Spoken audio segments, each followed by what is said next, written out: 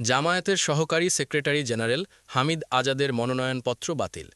হলফনামায় দেয়া মামলার তথ্য সংক্রান্ত জটিলতায় কক্সবাজার-২ মহেশখালী কুতুবদিয়া আসনে জামায়াতের মনোনীত প্রার্থী হামিদুর রহমান আজাদের মনোনয়নপত্র বাতিল ঘোষণা করা হয়েছে। শুক্রবার ২ জানুয়ারি বিকেলে মনোনয়নপত্র যাচাই-বাছাইয়ে তার প্রার্থিতা বাতিল ঘোষণা করেন রিটার্নিং কর্মকর্তা ও জেলা প্রশাসক মান্নান। তার ঘণ্টাখানেক আগে তার প্রার্থিতা স্থগিত করা হয়েছিল। পরে আবার শুনানিতে মনোনয়নপত্র বাতিল ঘোষণা করা হয়। ত্রয়োদশ জাতীয় সংসদ নির্বাচনে জমা দেয়া হলফনামায় জামায়াতের এ নেতা তার বিরুদ্ধে ৭২টি মামলার তথ্য দেন।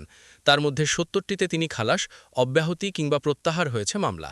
বাকি ২টি মামলা বর্তমানে চলমান রয়েছে।